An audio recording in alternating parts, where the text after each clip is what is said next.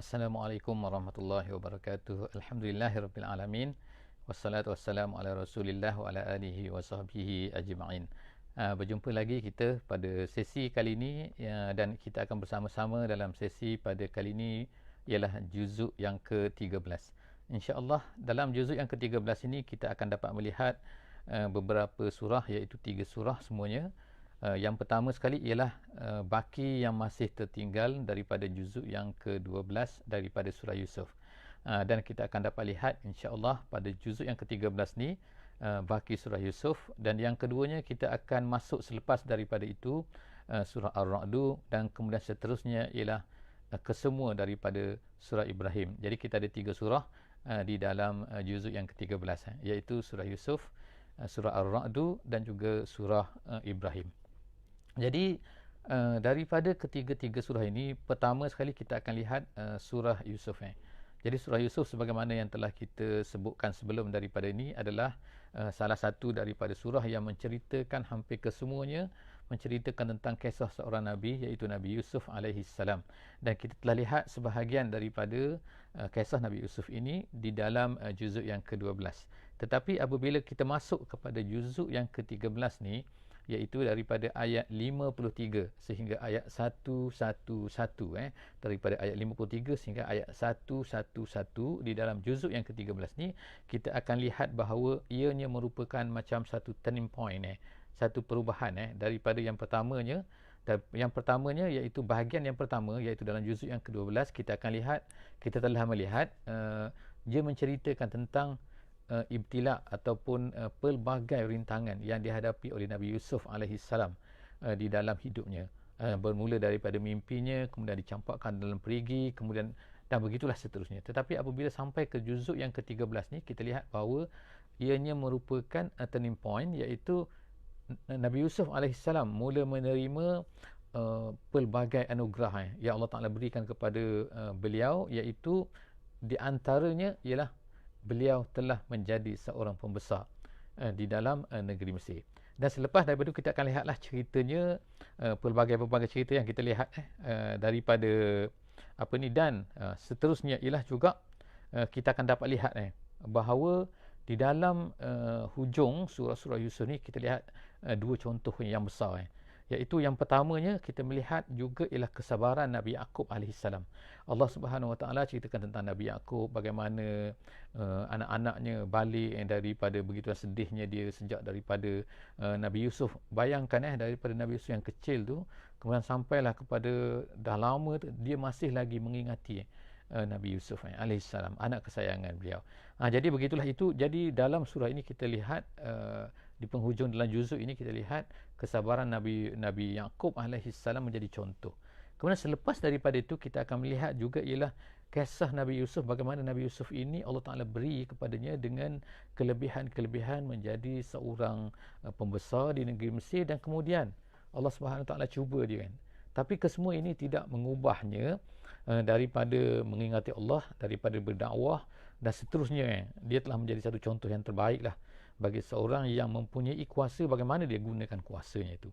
Jadi kita lihatlah kisahnya pelbagai, kedatangan saudaranya, kemudian seterusnya cerita pesan Nabi Yaqubnya, kita boleh tengok semua tu kemudian tu bagaimana cupak raja yang hilang, kemudian helah bagaimana dia dengan saudara-saudaranya, helah-helah yang benar dari sudut syaraknya, cara yang betul, dan kemudian kesabaran Nabi Yaqub, dan kemudian tu Yusuf akhirnya membuat kesimpulan daripada surah Yusuf ni. Kita akan lihat iaitu Nabi Yusuf menyebutkan tentang takwa, tentang sabar tentang apa benda ni, banyaklah insya-Allah kita akan boleh cuba lihat insya-Allah Dan kita jangan lupalah Nabi Yusuf alaihissalam menggambarkan bahawa bagaimana ujian kadang-kadang datang dalam bentuk kuasa, dalam bentuk iaitu kita mempunyai kuasa untuk berbuat sesuatu, bagaimana kita akan gunakan kuasa itu untuk melaksanakan perintah Allah Subhanahu Wa Taala.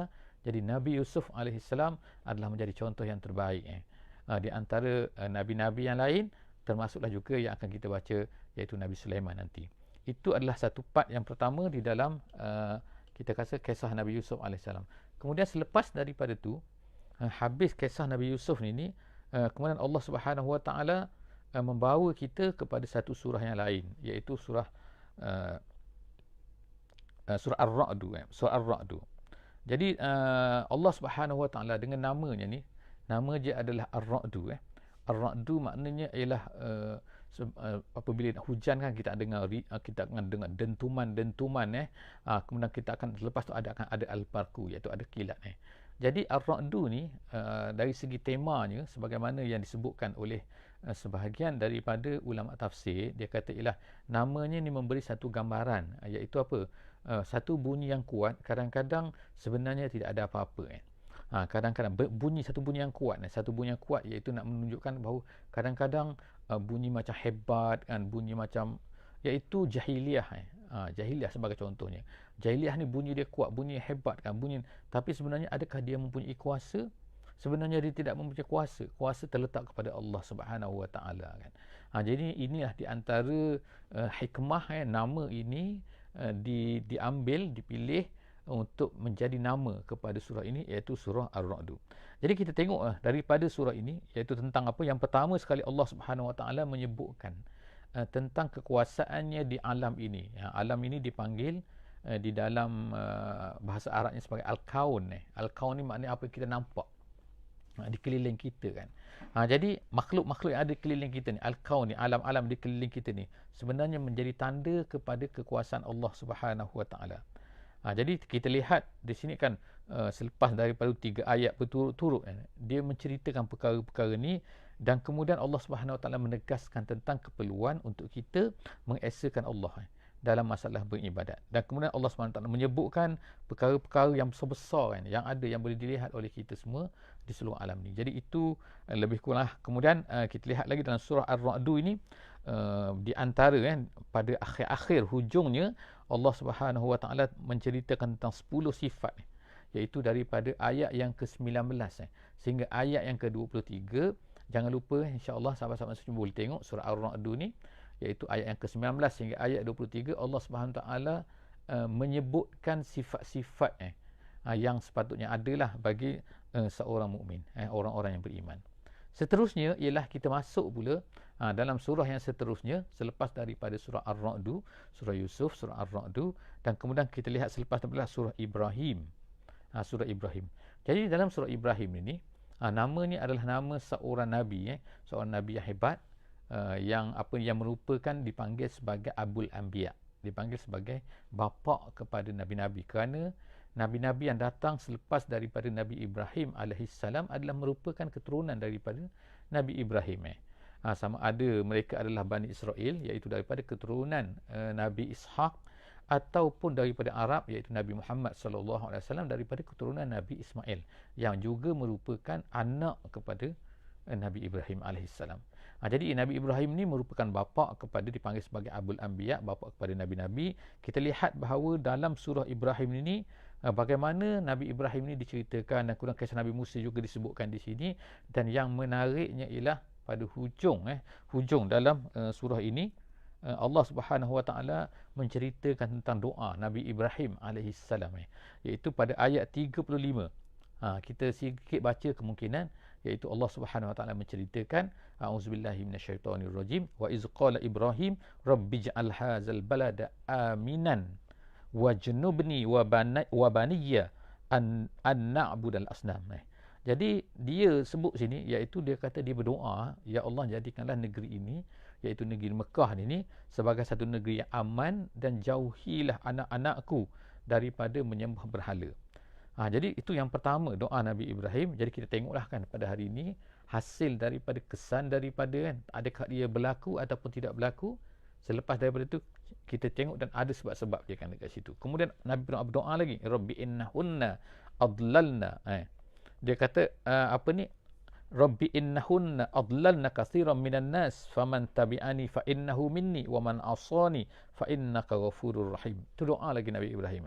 Jadi insya-Allah harapnya kepada semua sahabat-sahabat semua boleh cuba baca insya-Allah kan doa Nabi Ibrahim ni, iaitu daripada ayat 35 dan seterusnya. Jadi kita boleh bacalah kan bahawa kemudian Allah Subhanahu Wa Taala berkata, alhamdulillah allazi, Allah Taala berfirman menceritakan tentang kisah Nabi Ibrahim alaihissalam. Alhamdulillah allazi wahaba li 'alal kibari Ismail wa Ishaq inna rabbi lasami'ud du'a rabbi ja'alni muqimas shalah wa min zurriyyati rabbana wa taqabbal du'a rabbana ighfirli wa liwalidayya wa lil mu'minina yawma yaqumul hisab wa la tahsabanna Allahu ghafilan amma ya'maluz zalimun innama yuakhiruhum liyaumin taskhasu fihi al-absar. Jadi setakat itu sajalah insya-Allah kan pengajaran lebih kurang sinopsis yang kita dapat ambil daripada juzuk yang ke-13. Insya-Allah jumpa lagi dalam juzuk yang ke-14 insya-Allah. Wallahu a'lam bissawab.